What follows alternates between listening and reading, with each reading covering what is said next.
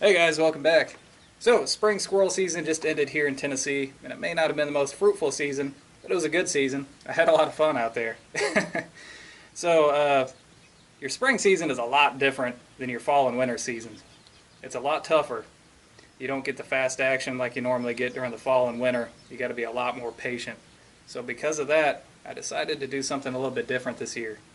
Rather than make a lot of little videos that don't have a whole lot of content to them, I decided to just take whatever footage I could throughout the season and then put it all together to make one long compilation video at the end of the season. So, here you go. This is the 2018 Tennessee Spring Squirrel Season compilation.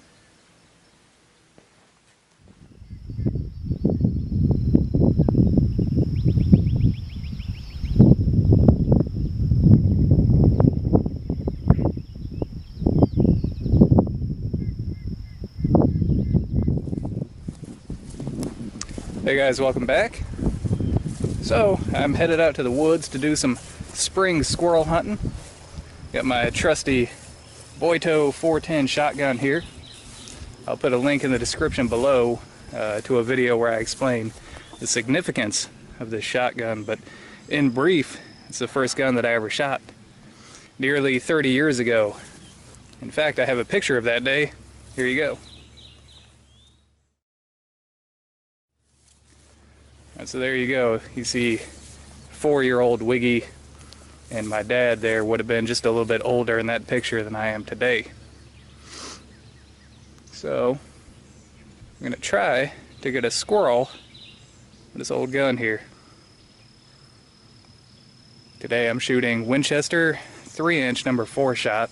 I prefer the larger shot because it's just easier to pick out of the meat. Getting a little bit of a late start because it was raining all morning. Now you can squirrel hunt in the rain, but I didn't want to get my camera wet. It gets a little expensive to replace stuff like that.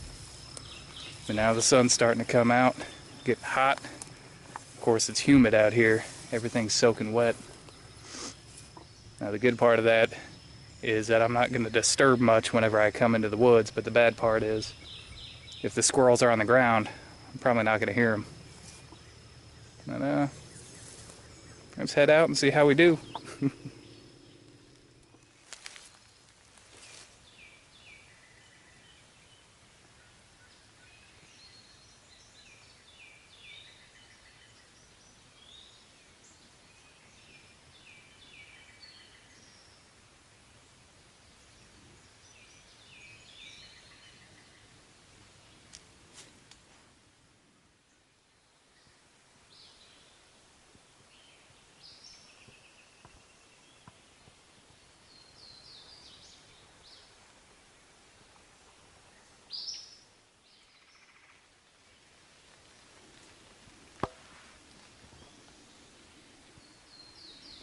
I've been watching one about 100 yards away over here. It looks like he's slowly making his way over. I can only see him every now and then.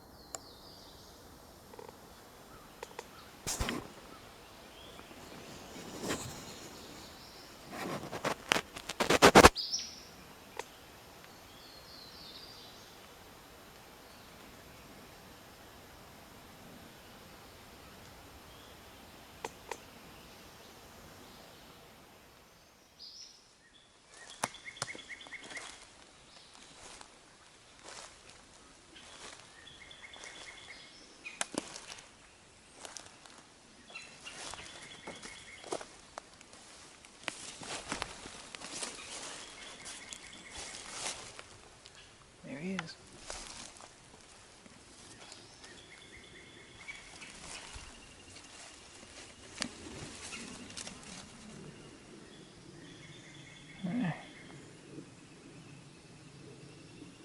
Nice.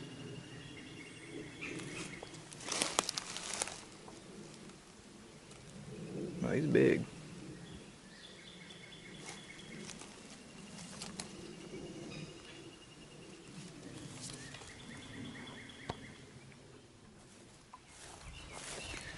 Alright, so I gave it another couple hours and I did see some more squirrels, but everything was out of range. Saw a big fox squirrel and another gray squirrel. Now one of them I may have had an opportunity at if I wasn't messing with the camera. I was trying to get him on camera first, but he saw me moving around. And he moved around to the back side of the tree and I never saw him again. Spring squirrel hunting is rough. Right there. Squirrel tracks.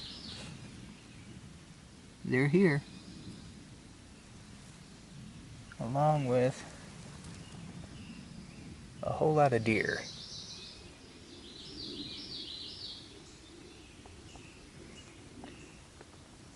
This is actually a heck of a deer trail. All the way through here. Alright, so I'm coming out for an afternoon hunt. This will be the first time I've hunted in the afternoon this season. Breaking out the big guns. Got my H&R Partner 12 gauge, and I'm shooting the 2 3/4 inch number 5 shot. I've dropped down in shot size to give me a little bit better pattern density. It looks like I've had some more precision shot opportunities so far this season. The squirrels are pretty wary out here. They're already wise to the situation, so a lot of times I'm just seeing a squirrel's head poking out from behind a tree. That is a precision shot, and a shotgun is unfortunately not really a precision firearm. Things like that do better with a 22. But dropping down to a smaller shot size and getting a better pattern density should help connect as well. Came out this morning, didn't see nothing. So hopefully this afternoon we'll actually get something done. It's been a tough season so far. Stay tuned.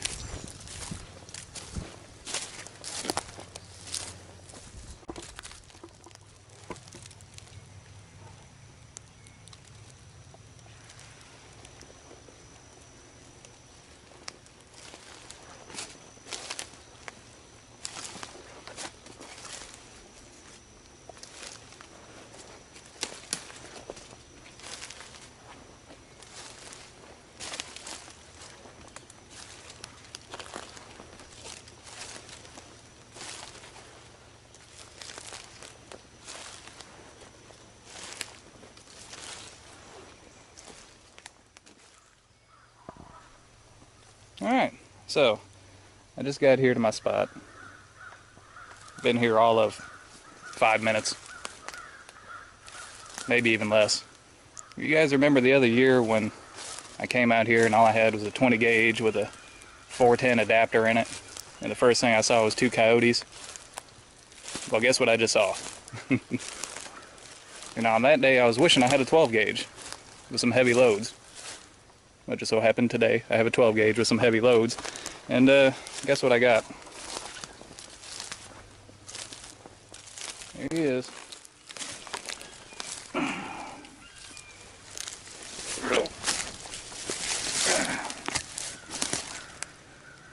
Alright. Did pretty good.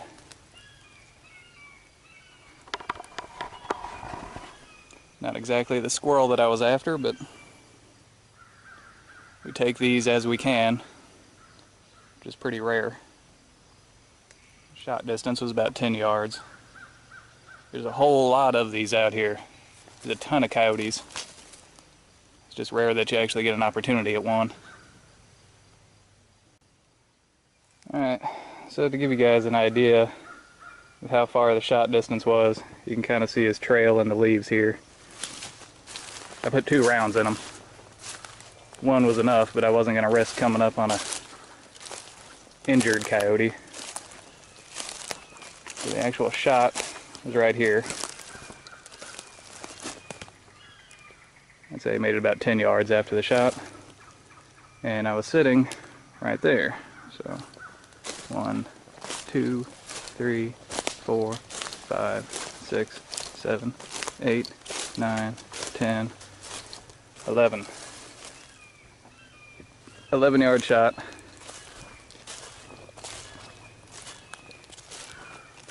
Wow.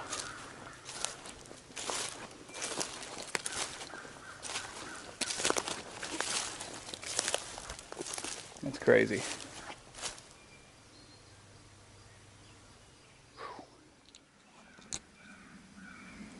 Alright, so these are the loads that I'm using. 2 3/4 inch Winchester Super X, number 5 shot. Good stuff, apparently. Heavy enough for close range coyote. And this is a pretty large coyote for this area. That fur is really kind of sparse and mangy, and you can see ticks everywhere. Wow. Alright, so I'm not going to let this resource here go to waste. I'm going to use what I can off of it. So that means I'm going to abandon my squirrel hunt for the moment and take care of this. That is a heck of a coyote. Alright, so I've got this dude hanging up here for a moment anyway, because he is absolutely covered in ticks and fleas, and as he's cooling off, they're jumping off of him, and I really don't want to be host to those. In addition to that, he smells pretty bad. They don't call them varmints for no reason. It's extremely rare that you get one of these while hunting out here, but they're all over the place. Now the reason why it's really rare to get one of these while you're hunting is because they're predominantly nocturnal, and here in Tennessee there is no night hunting allowed except for raccoons and possums. Now the coyote season is open year-round with no limit because they do cause so much damage.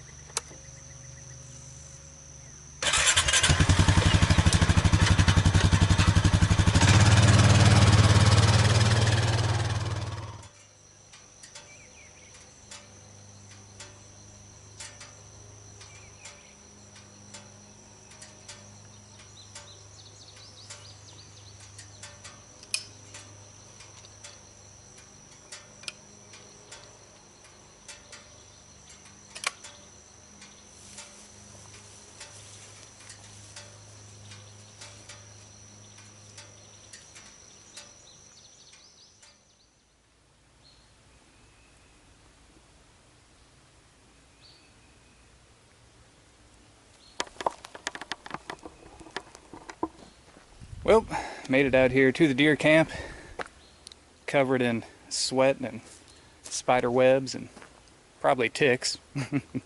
I doused myself in that repel tick defense stuff, so we'll see how well that does. And came out here ready to take a seat, and it looks like my old camp chair that I made has seen better days. Yeah. I think that's about all she wrote for this. But hey, it was free. Made it back in 2016 and it lasted this long. So I guess before deer season, I'll make another one. Alright, so I have my trusty Coyote slaying 12 gauge out here with the same rounds that I was using, the 2 3/4 inch number 5 shot.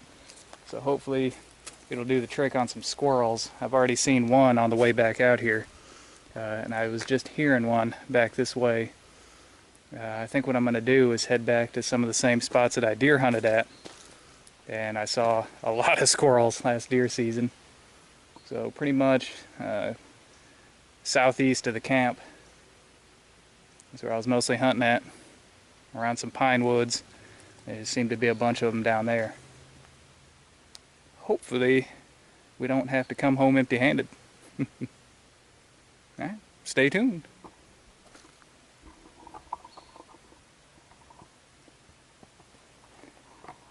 Poor chair. Feel bad about that. Oh, I see the culprit. Look at that. You see them guys crawling around? You might be able to see more of them in there. Termites. Termites got it.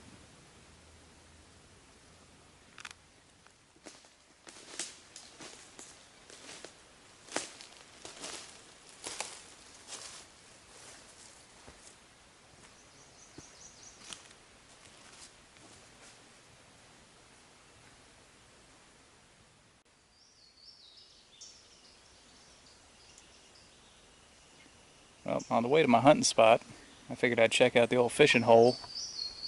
Here it is. As you see, it is bone dry.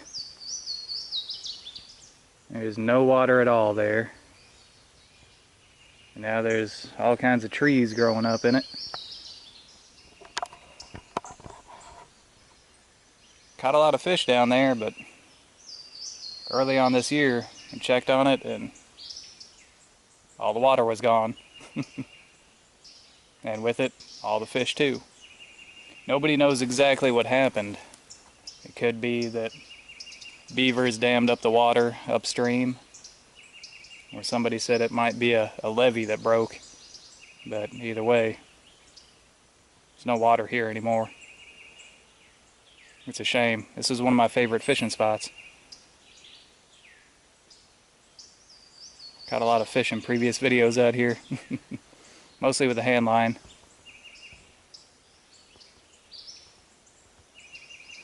Guess I'll sit here for a second, see if there's any squirrels, then I'll move on.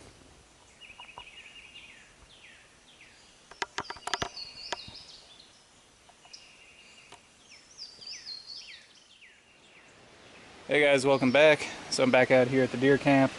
Didn't get anything last time. Everything I saw was too far away, but I did see a bunch of squirrels. I've tried to make it through the season with my single shot shotguns because I just don't use them for a whole lot else. And usually spring squirrel hunting is the perfect time to get them out. But this whole season I've been wishing I had my rifle. So today I got my rifle. This is my Marlin Model 60. Checked the zero on it today, and I shot about a half dozen shots into a group the size of a dime at 30 yards. So as long as we have a shot, should be good. I'm also so confident that I brought a cooler with me. So hopefully the meat won't go bad before we can get it home. Now, it's about 90 degrees out here, sunny, blue skies, and windy, so it's about the worst conditions that you can hunt in. but hopefully we got the right spot. Hopefully if we get the right shot, then hopefully we go home with a squirrel. Hopefully more than one. There's a lot of hopefullys there. Alright, so let's pack everything up and head out.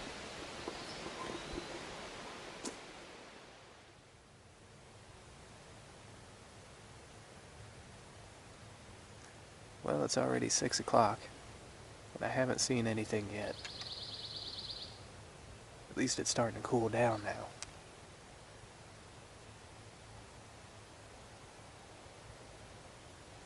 Kind of bummed out. Kind of figures the one day that I'm the most prepared out here will be the day that I don't see anything. But that's the way it goes.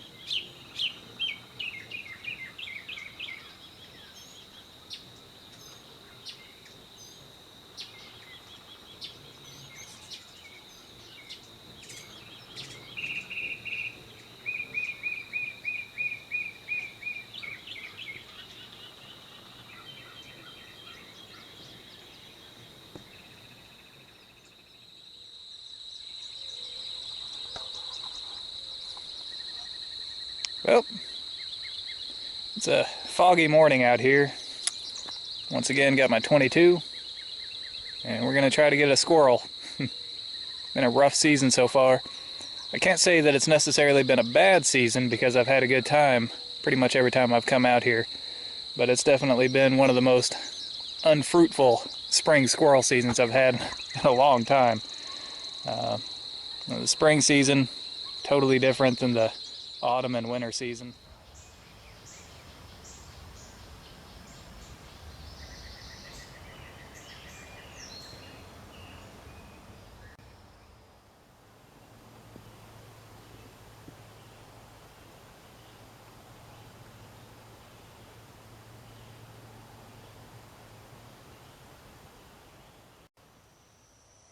Alright, so I've been here for about 2 or 3 hours now. Seen a bunch of squirrels. Almost all of them are out of range. I had a few of them come within about 10 or 15 yards, but it's just way too thick. Yeah, they get up in the treetops and you just can't hardly see them. You just see a little flash of a tail every now and then. See a limb move, and that's about it. this time of the year. They don't come down out of the trees very often. But finally, I had one hit the ground over here about 30 yards away. I actually had to get out of my seat to get a good shot angle on him. But he's down. Wasn't a headshot, he had his head behind a limb. But it's a fatal shot. So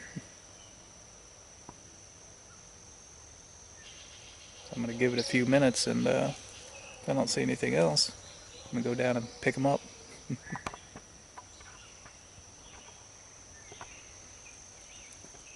Obviously, I didn't have time to get him on the camera here. I wish I did, but as thick as it is, you wouldn't have been able to see anything anyway.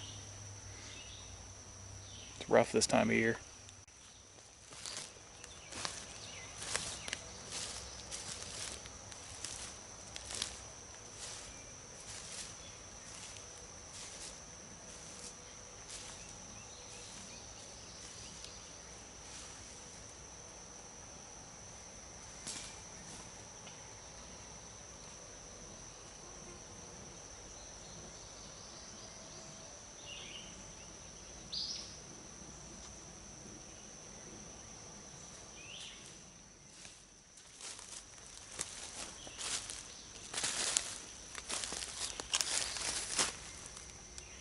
There you go. Get another trophy-sized gray squirrel here. We don't have a ton of squirrels, but the ones that we do have usually have some size on them. So, looks like we made a perfect heart-lung shot there. And, yeah. Let's get this guy back to the house before the meat goes bad. Cool. Got just about enough to eat now.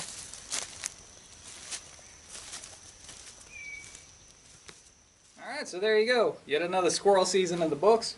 Now before I let you go, let me mention a few things about some of the gear that I use that people have already asked about. One of which, this bug spray that I was using. This is the Repel Tick Defense Spray. And it actually works really well. Every time I used it, I didn't have any ticks on me, and I was in some thick woods, and I was in there through most of the day.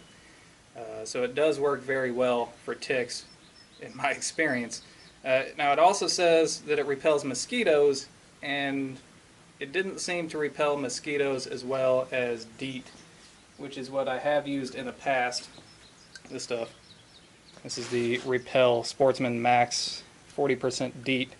Now this says it repels mosquitoes and ticks. It works really well on mosquitoes, not so great on ticks. Now, if you actually put it on your skin, maybe the ticks won't actually bite you, but I have seen a lot of ticks on me, even though I've been using this stuff. The Repel Tick Defense seems to work a lot better. Now the main difference here is the active ingredient. Of course, your 40% DEET, your main ingredient, is DEET. Now the Tick Defense is picaridin. Now I've started using more of this because I'm hoping that it won't mess with the waterproofing treatment on your gear. One thing about DEET, if you have something that's waterproof like your boots or a backpack or something like that, the DEET will actually degrade the waterproofing in there. I'm not sure if picaridin does that too, but I'm positive that DEET does. And I'm not too worried about mosquitoes. Ticks are my main problem whenever I'm out in the woods. So anyways, this stuff actually worked. You don't get a whole lot of treatments out of this little can though. That's the only problem I found. Now, people have also mentioned this bag that I was using. This little Possibles bag. A couple of people saw this in some pictures and they wanted to know where I got it. This is something that I picked up at the surplus store, and I've never seen them until this year.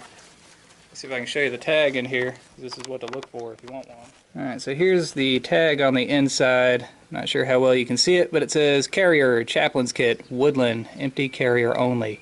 That's what to look for if you want to get one of these yourself. Now the inside has a small flap and also has this rigid plastic on the inside to help keep its shape. And the flap closes with Velcro and also has a snap There you go. And an adjustable shoulder strap, and it's compatible with Molly, and also has Alice clips here. That's really neat. It was just this year that I spotted these at the surplus store. They weren't very expensive. I'll probably pick up another one for muzzleloader season because it's just really handy. I can carry both my cameras in here and a canteen. Works really well. It's pretty tough too. So anyways, we'll go ahead and wrap this up. I hope you guys enjoyed it, and until next time, thumbs up.